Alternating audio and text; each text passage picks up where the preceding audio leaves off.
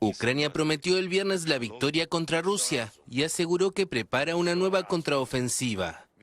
Durante el primer aniversario del conflicto armado más largo en Europa desde la Segunda Guerra Mundial, el presidente Volodymyr Zelensky aseguró que su país ha inspirado y unido al mundo. Y calificó a las ciudades escenario de presuntos crímenes de guerra rusos como Bucha, Irpin y Mariupol de capitales de la invencibilidad. El principal resultado es que hemos resistido, no hemos sido derrotados y haremos todo lo necesario para lograr la victoria este año. Actualmente numerosas ciudades ucranianas están en ruinas. Una parte del país vive bajo ocupación rusa y según estimaciones occidentales, el balance de muertos y heridos en cada bando supera los 150.000. Mientras tanto, se multiplican las muestras internacionales de apoyo a Kiev y de firmeza contra Moscú. Desde el comienzo de su brutal guerra, Putin no ha logrado ni uno solo de sus objetivos estratégicos. En lugar de dividir a la Unión Europea, nos encuentra unidos y decididos a permanecer junto a Ucrania todo el tiempo que haga falta. Por su lado, Estados Unidos anunció nuevas sanciones a Rusia, a sectores como la banca y la industria de defensa, para limitar el acceso de Moscú a tecnología estratégica como los semiconductores. Tenemos esta noche un panel que era el mismo panel que hace un año estaba aquí el día de la invasión. Tenemos con nosotros a Álvaro Alba, periodista de radio y televisión Martí, al doctor Ricardo Israel, abogado y profesor de Relaciones Internacionales, y desde Madrid, España, Jesús Perestriana, analista español de seguridad y defensa. Es un verdadero honor, un gran privilegio tenerlos a los tres esta noche, justamente a un año del inicio de la invasión de Rusia a Ucrania. Álvaro, evidentemente que han pasado muchas cosas, tenemos una serie de cifras aquí verdaderamente alarmantes y preocupantes, pero le salió el tiro por la culata del objetivo y el anuncio inicial de Vladimir Putin de que en cuestión de 3 días tomaban Kiev. Fracasó en ese pronóstico, fracasó en las predicciones de la propaganda rusa de una entrada triunfal en Kiev, de un doblegamiento de la población ucraniana ante el paso de las tropas, y lo que se encontró fue con la resistencia feroz de los ucranianos, se encontró con la determinación del presidente Zelensky a enfrentarse y luchar por su país, y se encontró con un occidente más unido de lo que él podría esperar. Doctor Ricardo Israel, le salió también el tiro por la culata para seguir utilizando esa imagen en la última reunión de la Asamblea General de las Naciones Unidas, donde hubo una votación masivamente adversa que pide inclusive el retiro de las tropas rusas de Ucrania. Sí, indudablemente. Y es llamativo y es bienvenido porque desde el punto de vista de las sanciones ha sido esencialmente una sanción del continente europeo, de Estados Unidos, el mundo desarrollado, y Latinoamérica, Asia y sobre todo África habían permanecido ausentes.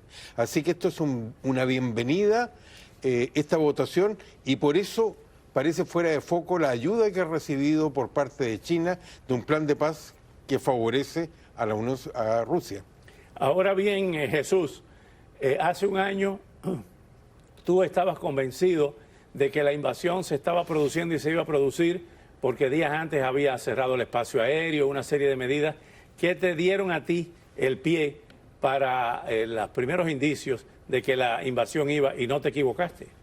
A un año, ¿qué nos puedes decir? Bueno, recuerdo que lo que me llamó la atención fue las notificaciones a aviadores que cerraban el espacio aéreo en torno a Ucrania. También había notificaciones marítimas que cerraban lo que era el espacio, el cruce del puente de Kerch, que conecta el Mar Negro con el Mar de Azov, y aquello ya pues es una señal normalmente que de operaciones militares en curso. Evidentemente llevábamos meses de acumulación de tropas, lo que pasa es que no sabíamos si aquello era simplemente una medida de presión.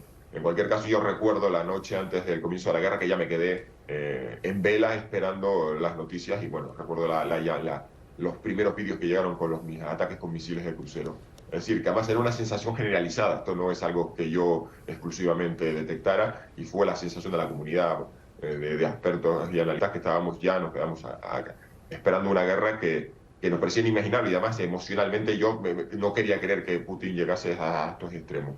En cualquier caso, la verdad que ha sido un año de sorpresas y de muchas líneas rojas y de muchas cosas que pensábamos que en Europa no íbamos a ver después del fin de la Segunda Guerra Mundial, que se han sucedido y una y otra vez. En fin, el horror de la guerra como nunca lo habíamos visto en nuestras vidas. Hace 48 horas, Condoleezza Rice dio unas declaraciones de que Rusia, la política de Putin con relación a Ucrania, lo iba a llevar a convertir a Rusia en un gigantesco Corea del Norte. ¿Qué quería decir? En función del aislamiento internacional. En función del aislamiento y en función de la represión interna. Las últimas informaciones que nos llegaban del día de hoy es que las decenas, casi 100 ciudadanos rusos que salieron a manifestarse en contra de la guerra, todos fueron detenidos. En Moscú hay un monumento a una poetisa ucraniana, Lesa Ukrainka, y allí iban los moscovitas a poner flores a ella, ponían fotos de la guerra y eran detenidos. Lo mismo pasó en San Petersburgo, lo pasó también en Ekaterimburgo, en Vladivostok, donde quiera que salían los rusos a recordar el inicio de la guerra, eran detenidos. Y estamos viendo las imágenes de las detenciones. Ese es también otro de los monumentos que hay también a Taras Shevchenko. O sea, Rusia no ha permanecido, la sociedad rusa, apoyando 100% como lo quiere. Ese es precisamente el monumento a Lesa Ukrainka, la poetisa en Moscú. Doctor Israel. Sí, yo creo que Condoleezza Rice también lo dijo en otro sentido.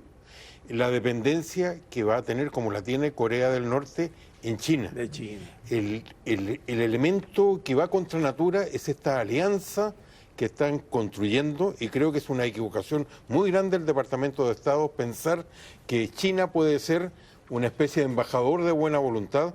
Es un aliado y con la siguiente característica: dinero y recursos chinos, tecnología también, superficie y materias primas de la Rusia, en un contexto en el cual va a ser cada vez más dependiente de China. Ahora bien, Jesús, el hecho de que China no esté apoyando abiertamente la invasión de Rusia a Ucrania se está preservando también para el tema de lo que muchos consideran una amenaza velada, que para el año 25 China podría invadir Taiwán. ¿Cómo se conjugan esa especie de juego de ajedrez? Bueno, pues evidentemente aquí hay un equilibrio. O sea, las autoridades chinas están guardando un equilibrio porque tienen en la balanza dos cosas. Por un lado están todos los intereses económicos el acceso a los mercados de la Unión Europea y de Estados Unidos, que son dos mercados muy importantes por el poder adquisitivo de los consumidores. No solamente estamos hablando de la venta de computadoras, celulares, sino hay un montón de bienes de equipos, componentes. Y es un negocio muy grande para China. Y por otro lado está los imperativos geopolíticos de que a China no le interesa una derrota humillante de Rusia. Es un socio muy peculiar, podríamos hablar largo y tendido hasta qué punto los chinos miran por encima del hombro a los rusos, aunque presenten una idea de que son aliados al mismo nivel, y no les interesa entonces una Europa, es decir, un Occidente que una vez anule militarmente a Rusia pueda mirar con toda su energía hacia Pacífico. Entonces están guardando un equilibrio entre esas dos cuestiones. Cuando vean que la contraofensiva ucraniana de primavera pueda poner en peligro la situación, el status quo, pueda ser una victoria muy fulminante, puede que entonces sacrifique las relaciones con Occidente. De momento han guardado ese equilibrio y pretenden jugar un papel de actor global constructivo que habla de paz, que tiene una iniciativa de paz, aunque no sea creíble, pero por lo menos se presenta a sí mismo como tal. Entonces, cuando los intereses de China están en juego, cuando veamos que puede haber una victoria de Ucrania aplastante y que Rusia pueda salir muy perjudicada, pues entonces veremos movimientos. De momento, yo soy muy escéptico de que China esté dispuesta a entregarle armamento abiertamente, sabiendo que puede haber toda una serie de represalias económicas por parte de Occidente. Al volver, el régimen chino, continuamos hablando de China y la presentación de su plan de paz para Ucrania y Occidente, que lo recibe con escepticismo. Antes continúan las provocaciones de Corea del Norte. Hoy Pyongyang confirmó el lanzamiento de 4 misiles de largo alcance en un nuevo episodio de la escalada de la tensión bélica en la península.